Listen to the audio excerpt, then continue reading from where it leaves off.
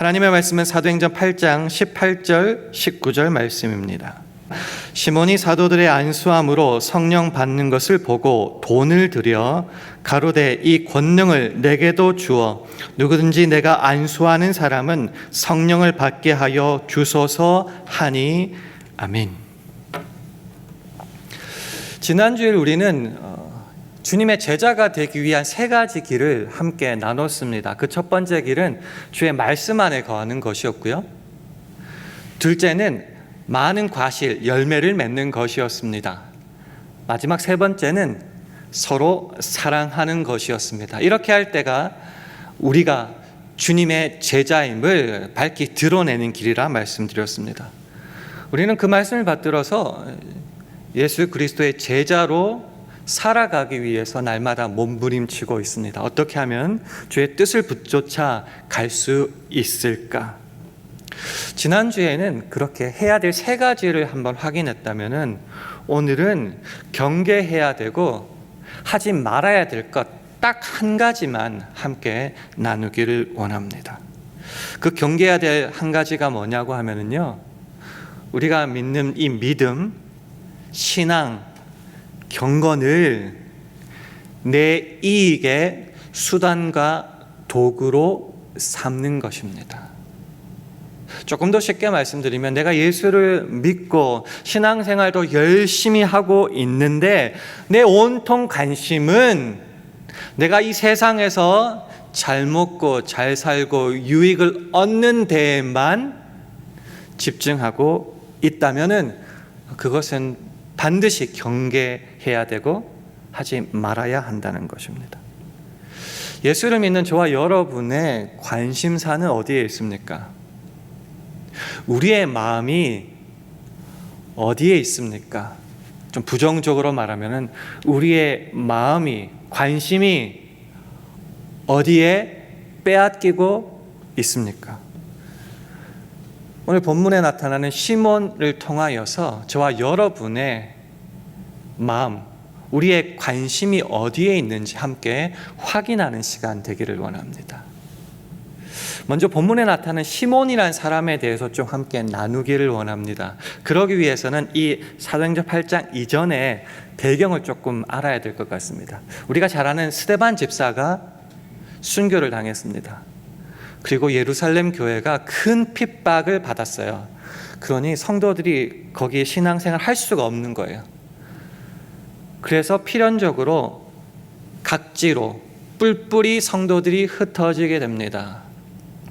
그때 빌립이라는 사도는 사마리아 성으로 가게 되는데요, 거기서 주의 말씀을 전하고 놀랄 만한 부흥의 열매를, 복음의 열매를 맺게 됩니다. 그 믿은 많은 사람들 중에 한 사람이 오늘 본문에 나타나는 시몬이라는 사람입니다. 우리가 흔히 시몬을 말할 때 마술사 시몬이라고 흔히 알고 있습니다. 성경을 참고해 보면요, 이 시몬은 마술을 행했던 사람입니다. 머지션이라고 생각할 수 있는데요, 성경은 크게 두 가지로 영어로 번역해요. 매직이라고 번역하기도 하지만은요, 킹 제임스 버전 같은 경우는 sorcery라고 번역합니다. sorcery가 뭐냐고 하면은요, 악한 영, 그러니까 눈속임 정도가 아니라 악한 영을 동원하여서 요술을 부리고 마술, 마법을 부리는 그런 것들을 말하는 거죠. 그런 마술을, 마법을 행해서 사마리아 사람들, 사마리아 성내에 있는 사람들이 크게 놀랐어요. 사람들이 와 대단하다 이러니까 자기 스스로도 큰 사람이다라고 스스로 말하고 다녔다는 거예요. 근데 자기만 말한 게 아니었고요. 성경을 계속 읽어보면은요, 낮은 사람부터 높은 사람에 이르기까지, 그러니까 모든 사람들이 이 시몬이야말로 이른바 하나님의 위대한 능력의 소유자다라고 막 떠받들어 줬어요. 그 정도가 아니라 사람들이 시몬을 쫓아다니기 시작했다라는 것입니다. 확인해야 될 게 있어요. 이 시몬에게 있어서 마술이라는 게 뭐였을까? 이 마술은 그가 사람들에게 추앙을 받고 떠받듦을 받고 그뿐만 아니라 세상적 유익과 이익을 추구하는 아주 중요한 도구자, 수단이었습니다. 그리고 그 수단을 가지고 잘 살고 있었어요.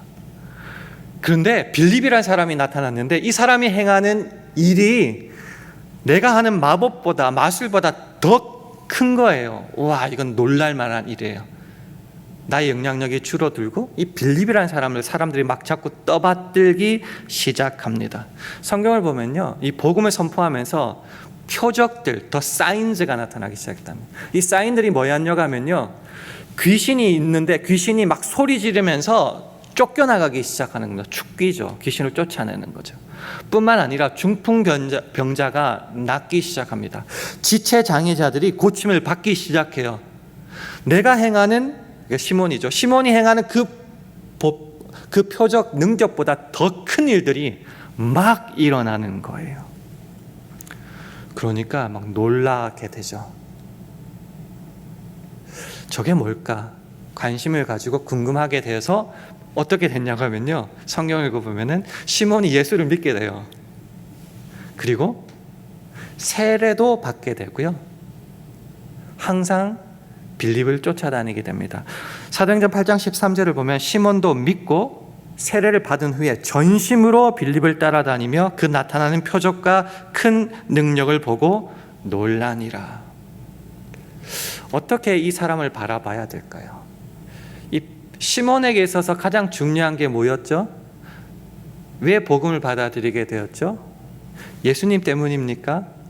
그 말씀 때문입니까? 그런 건 없었어요. 그가 예수를 믿고 세례를 받고 소위 우리식으로 말하는 목사님을 쫓아다닌 이유는 딱 한 가지예요. 그 표적과 그 큰 능력 때문이었습니다. 사마리아 땅에서 복음의 열매가 엄청나게 많이 맺힌다는 소식이 예루살렘에까지 전파가 되었고, 그래서 그 교회에서 베드로와 요한 이 두 사도를 대표자로 파송을 해서 도대체 어떤 일이 벌어지고 있는지 보고 알려달라고 파송하게 돼요. 베드로와 요한이 보니까 정말 하나님의 능력이 일어났고 많은 사람들이 물로 세례도 받았어요. 그런데 성령을 받지 못했다는 것을 확인했어요. 그래서 베드로와 요한 사도는 이 사마리아 땅에도 성령이 임하기를 간절히 기도합니다. 그리고 사람들에게 손을 얹고, 그러니까 안수죠. 안수합니다. 그때 놀랄 만한 일이 벌어져요. 성령이 임하고 그들이 성령을 받게 되는 일들이 막 일어나기 시작합니다. 시몬은 원래부터 표적과 능력에 관심을 가졌고요, 귀신이 쫓겨나가고 병자들 나아지는 것을 보고 예수를 믿은 사람인데, 성령이 임하는 이 역사를 보니까 소위 눈이 뒤집히게 됩니다. 우와, 이런 게 있다니. 그래서 그 마음에 있는 말을 막 요한과 베드로 사도에게 쏟아내게 됩니다. 그 마음에 있는 진심, 관심으로 가득 차 있는 그 말이 뭔지 우리 한번 확인할 필요가 있어요. 오늘 본문 말씀이죠. 사도행전 8장 18절 19절 다시 한번 함께 읽겠습니다. 시작. 시몬이 사도들의 안수함으로 성령 받는 것을 보고 돈을 들여 가로되 이 권능을 내게도 주어 누구든지 내가 안수하는 사람은 성령을 받게 하여 주소서 하니. 시몬이라는 사람이 정말 마음과 힘과 뜻과 정성과 목숨까지 바쳐서 관심을 가지는 것 뭐냐? 불행히도 예수님이 아니었고 그 복음이 아니었습니다. 세상의 인기, 명예, 돈벌이, 영광을 얻을 수단이었죠. 그래서 그것을 돈이라도 주고서라도, 돈이 많았을 거 아니에요, 살려고 했다는 겁니다. 이 사람은 예수를 믿기 전이나 예수를 믿고 난 후에나 달라진 것은 하나도 없었어요. 굳이 달라진 것 한 개를 찾는다면은 내가 관심을 가지고 그것으로 이익을 얻기 위한 수단이 마술에서 성령을 얻게 하는 능력으로, 그 돈 주고 사는 능력으로 바뀐 것, 이것 빼고는 달라진 게 아무것도 없었습니다. 우리들이 하면 삶을 한번 되돌아봤으면 좋겠습니다. 우리 예수 믿었죠? 거의 대부분 다 세례를 받으셨을 겁니다. 그리고 직분, 중직도 받으셨겠죠. 내가 예수를 믿었다, 세례를 받았다, 신앙생활, 봉사활동 정말 열심히 한다, 내가 목사님 집회는 다 쫓아다닌다, 찬양 집회 다 간다, 부흥에 다 열심히 참석한다, 오죽하면 내가 평소에도 유튜브로 설교를 듣지 않겠니? 라고 말하지만 정말 하나님의 은혜로 이 말씀의 능력을 깨닫지 못하고 영혼의 깨우침을 얻지 못하고, 더 쉽게 설명할까요? 주님께만 우리의 믿음과 소망을 두지 못한다면 그 모든 것을 한다 할지라도 내 믿음, 내 경건, 내 열심은 내 이해관계를 얻기 위한, 이익을 얻기 위한 수단, 도구, 그 이상도 그 이하도 아니다라는 겁니다. 교회를 등록하는 몇몇 분들을 지난 교회에서도 그렇고 보게 되면요, 이유는 그냥 제가 섣불리 판단할지도 모르겠지만 딱 한 개예요. 내 비즈니스가 안 되는데 큰 교회 가면은 고객들이 많으니까 간다는 거죠. 갔는데 동종업계 사람들이 많아요. 그럼 그 다음 주에 없어요. 딱 한 가지. 성도만 그럴까? 저 같은 목사라고 다를까요? 전에 한번 말씀을 드렸는지 모르겠지만 어떤 유튜브를 보니까 한 목사님이 정년을 10년 정도 넘게 남겼는데 갑자기 은퇴를 하셨어요. 은퇴하신 이유는 딱 한 가지였습니다.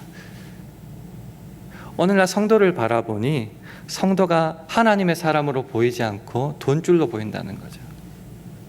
저 사람 얼마짜리 헌금, 죄송합니다, 용서하고 들어주세요, 얼마짜리 헌금, 내가 장례를 한번 집례하면 얼마, 결혼식을 집례하면 얼마. 그래서 그 다음날 바로 사표를 냈다는 거죠. 목사가 이 목사에 관한 일을 내 개인의 유익으로 바라볼 때 이미 목사가 아니라는 거였죠. 여러분에게 있어서 믿음은, 신앙은, 여러분이 말씀을 보고 기도를 하는 가장 주요한 이유는, 주요한 관심은 어디에 있습니까?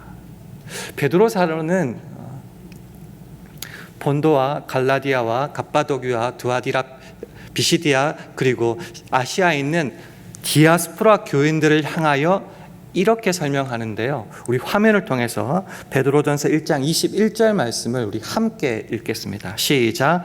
너희는 저를 죽은 자 가운데서 살리시고 영광을 주신 하나님을 그리스도로 말미암아 믿는 자니 너희 믿음과 소망이 하나님께 있게 하셨느니라. 쉽게 설명드리니까 너희는, 그러니까 예수를 믿는 너희는 누구냐? 그리스도로 말미암아 하나님을 믿는 자다. 하나님을 믿는 자다. 그 하나님은 예수 그리스도를 죽은 자 가운데서 살려주시고 영광을 주셨다. 부활시키신 분이다. 그렇기 때문에 너희는 어떻게 되는가? 너희 믿음과 소망이 하나님께 있게 하셨느니라. 예수를 믿고 난 다음에, 예수를 믿은 다음에 우리의 믿음과 소망은 하나님을 향하여 하나님께 있어야 된다. 그게 누군가? 예수 믿는 자다라는 것입니다. 예레미야 17장 7절에도 말하죠. 그러나 무릇 여호와를 의지하며 여호와를 의뢰하는 그 사람은 복을 받을 것이다. 의뢰한다, 의지한다. 쉽게 말해서 믿고 의지하고 따르는 그 사람이 복이 있다. 우리의 관심은, 우리의 마음은 주께 있는가 날마다 확인해야 된다라는 것이죠. 내 관심을 빼앗아 가고 내 마음을 지배하는 것이 저와 여러분의 인생을 지배하게 됩니다. 그렇습니다. 그것이 정말 사실입니다. 아무리 내가 거룩한 말로 포장한다 할지라도 인생에서 만나는 중요한 갈림길, 그 고비마다 항상 내가 어느 쪽으로 기울이죠?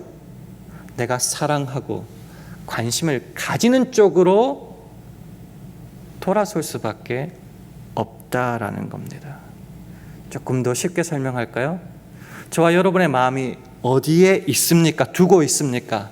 이 말의 반대말이 뭐죠? 어디에서, 그러니까 잘못된 데서 내 마음과 내 관심을 떼고 끊어내고 있습니까? 우리는 자꾸 둔다라고 생각을 하죠. 근데 떼지는 않아요.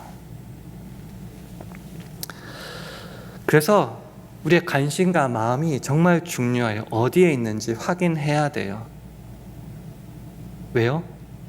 그게 보물이 있는 곳에 내 마음이 있기 때문입니다. 마태복음 6장 21절 말씀 화면을 보시면서 우리 함께 읽겠습니다.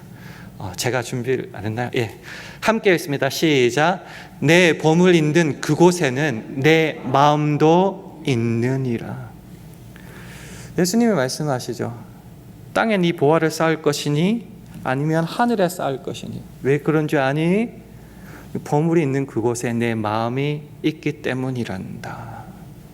관심이 어디에 있습니까?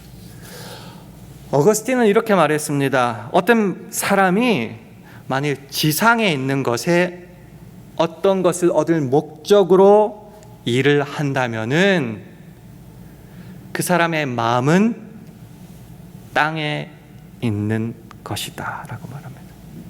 무슨 말이냐고요? 내가 하나님을 위해서라면 그 나라와 그 일을 위해서 내가 열심히 일하겠습니다 라고 말하지만 실제로는 이 세속적인 것, 땅에 있는 것, 물질이나 명예나 인기나 이름값 때문에 일을 하죠.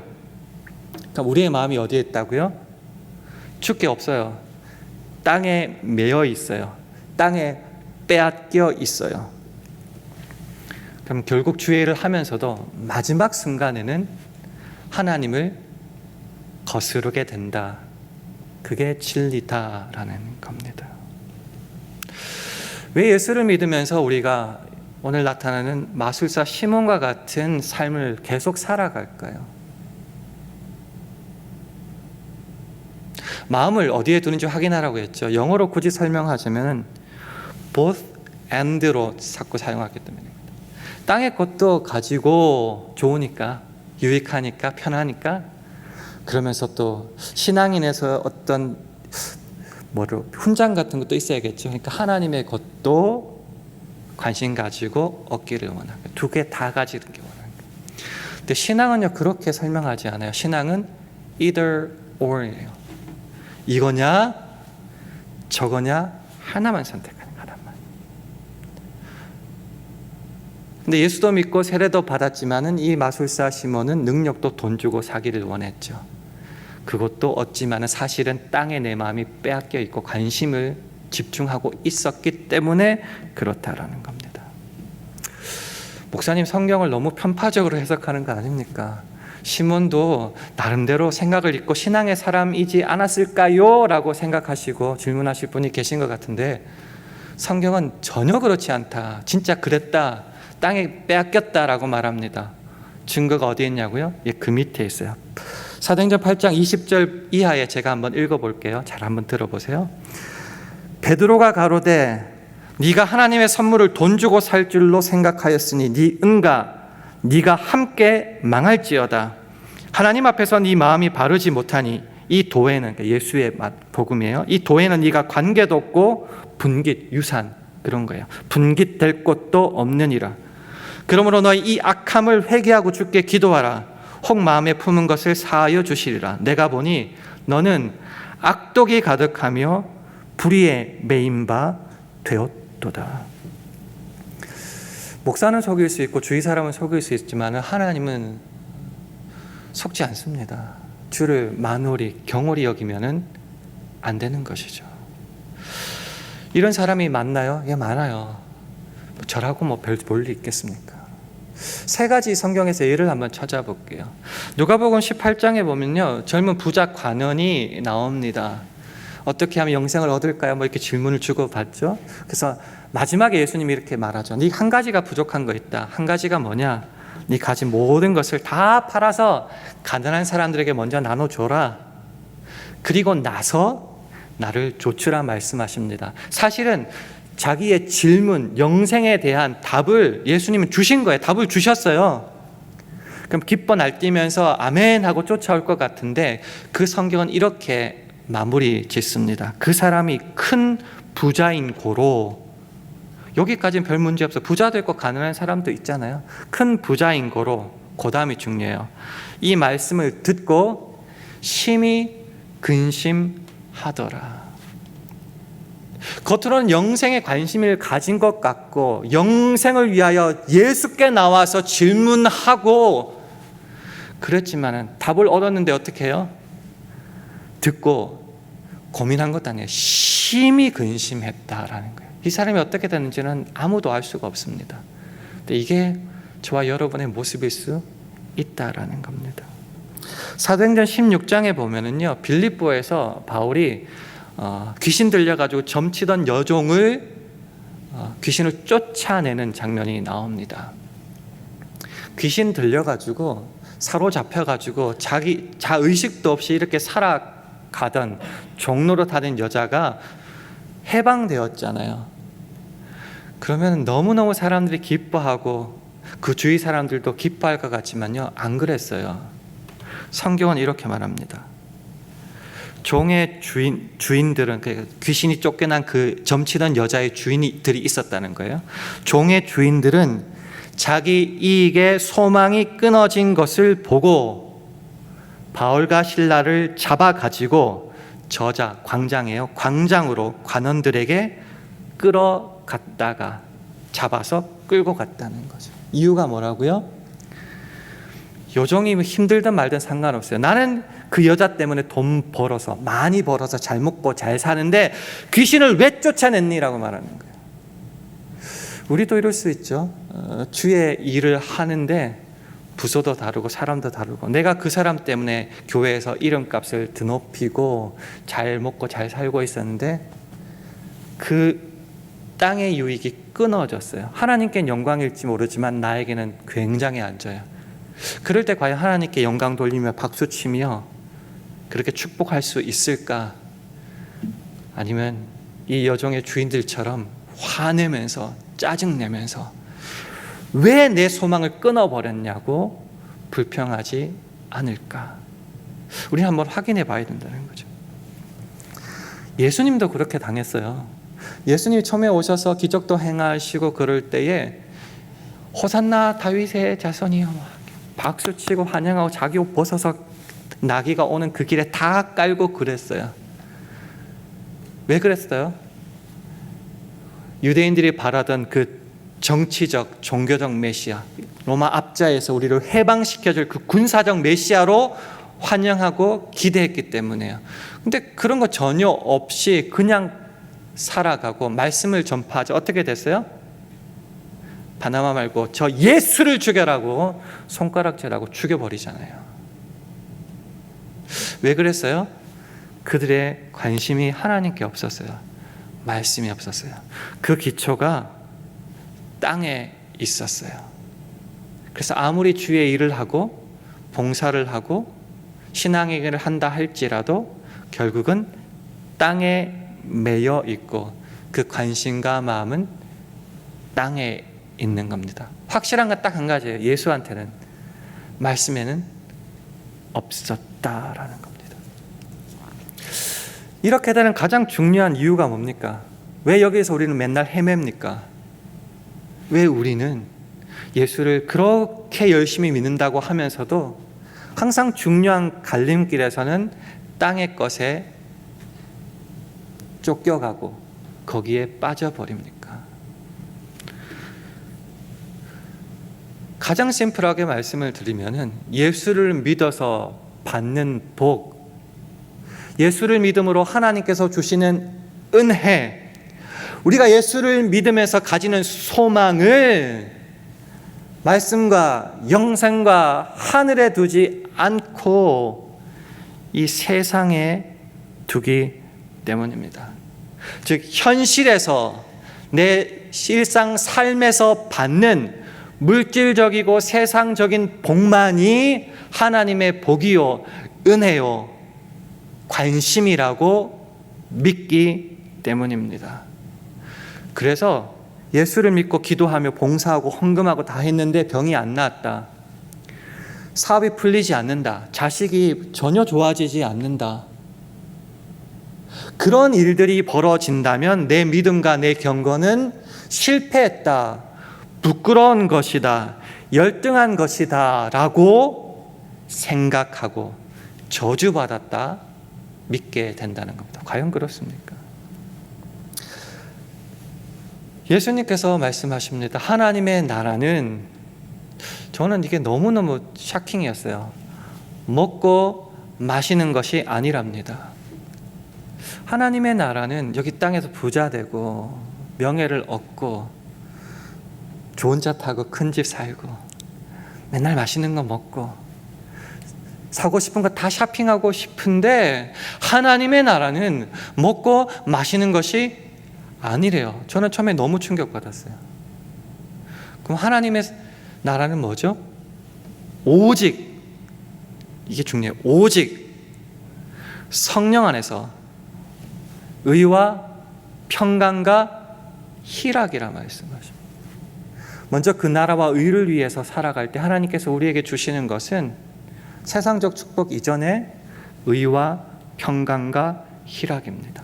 주 안에서 회복되고 더 이상 죄인이 아니라 주의 자녀로서 평강을 누리며 기쁨 가운데 살아가는 삶. 그렇게 주님과의 관계가 똑바로 정립이 될 때 나머지는 그냥 덤으로 주시는 거예요. 돈도 주시고 건강도 주시고 사업의 축복도 허락하여 주신다라는 겁니다. 이 차이를 고린도전서 1장 22절 23절은 이렇게 말합니다. 유대인들은 표적을 구하고 헬라인은 지혜를 찾으나 우리는, 예수 믿는 사람들이, 우리는 십자가에 못 박힌 그리스도를 전하니. 제일 중요한 거기 때문에 이걸 전하는 거예요. 유대인에게는 표적 없죠. 부끄러움의 상징이니까. 유대인에게는 거리끼는 것이요, 지혜를 구하는 헬라인 이방인들에게는 미련한 것이다 라는 것입니다. 예수를 안 믿는 사람들처럼 우리도 예수를 믿음에도 불구하고 세상의 축복이 아무것도 없을 때 흔히 잘못 예수 믿었다, 헛거다, 내가 예수를 왜 믿어야지 라고 생각하는 겁니다. 주 안에서 허락된 영생, 평강, 희락, 이런 건 아무런 관심이 없다는 거죠. 왜요? 내 관심은 오직 땅에 있어요. 그러니 예수의 복음에 항복할 수 없는 겁니다. 따를 수 없는 겁니다. 마지막에 결국 돌아서는 겁니다. 왜요? 주께 그 관심이 없어서 그래요. 근데 예수 믿는 그리스도인은 다르다는 거죠. 틀린 게 아니에요. 다르다는 거예요. 그들과 다른 삶을 살고 있고 다른 관심과 다른 것에 마음을 두고 있다는 거예요. 그게 뭐죠? 고린도전서 1장 24절 25절 화면을 보시면서 우리 함께 읽겠습니다. 시작. 오직 부르심을 입은 자들에게는 유대인이나 헬라인이나 그리스도는 하나님의 능력이요 하나님의 지혜니라. 하나님의 미련한 것이 사람보다 지혜 있고 하나님의 약한 것이 사람보다 강하니라.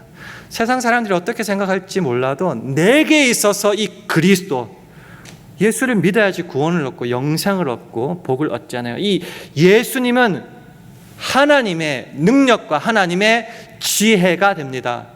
하나님이 아무리 약하고 아무리 어리석게 보이는 것이라 할지라도 사람과 비교할 수 없는 거예요. 내가 그에게 마음을 두고 기초를 두고 그를 의지하여 살아간다면은 세상이 주는 것과 비교할 수 없는 은혜와 복을 자연스럽게 누리게 된다라는 겁니다. 여기에 마음이 있을 때에 예수 믿는 사람들이 할 수 있는 게 뭐죠? 맡은 자에게는 충성이 있게 되는 거죠. 그 예수 그리스도를 닮아서 겸손할 수 있습니다. 겸손은 너무 좀 멋있는 포장하는 말인가요? 비천해질 수 있습니다.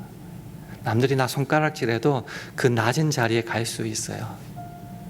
꼭 이겨야 합니까? 예수 이름으로 승리하고 무찔러야 되고 밟아야 되고. 아니요, 예수 이름으로 져줄 수 있습니다. 지는 게 이기는 거죠. 예수님처럼 섬길 수 있습니다. 멋진 사람만 아니라 좋은 사람이라고 생각하는 그들도 내가 주의 사랑으로 섬길 수 있습니다. 원수까지 사랑할 수 있습니다. 이 모든 일에 예수님처럼 죽기까지 복종할 수 있게 되는 겁니다. 말씀을 맺겠습니다. 여러분의 관심 어디에 있습니까? 예수를 주로 고백하는 여러분의 관심과 마음은 어디에 있습니까? 어디에 빼앗겨 있습니까? 혹시 주가 아닌 다른 것에 빼앗기고 있다면 거기서부터 마음을 떼서 죽게 둘 수 있습니까? 무릇 지킬 만한 것보다 더욱 네 마음을 지키라. 생명의 근원이 이에서 남이니라. 그렇게 잠언은 말하고 있죠. 이번 한 주간 내 마음이, 내 관심이 어디에 있는지 한번 확인했으면 좋겠습니다. 이거 못 정하면요, 마지막 순간 항상 주께로부터 돌아서게 됩니다. 이번 한 주간은 나의 믿음과 경건을 내 이익의 도구로 삼지 않기를 소망하고, 오직 내 믿음과 소망을 하나님께만 둠으로 주께서 약속하신 복들을 마음껏 누리며 주 안에서 자랑하고 주 안에서 행복을 누리는 저와 여러분 되기를 주님의 이름으로 축원합니다. 기도하겠습니다. 하나님 아버지, 믿는 자라 하면서도 세상의 것만 관심을 가지며 거기에 마음을 두어서 경건을 이익의 재료로만 생각했던 우리들의 모습이 있다면 주여 불쌍히 여겨주시고 용서하여 주시옵소서. 간절히 바라기는 우리가 가진 믿음이 얼마나 풍요로운지, 그리스도가 얼마나 하나님의 능력과 지혜가 되는지 우리 삶을 통해 확인하고 체험하게 하여 주옵소서. 그리하여 우리도 예수님처럼 인내와 충성으로 이 복된 십자가의 길을 걸어가게 하시고 오직 성령 안에서 의와 평강과 희락이 가득한 하나님 나라를 이 땅에서부터 살아가게 하옵소서. 예수님 이름으로 기도합니다. 아멘.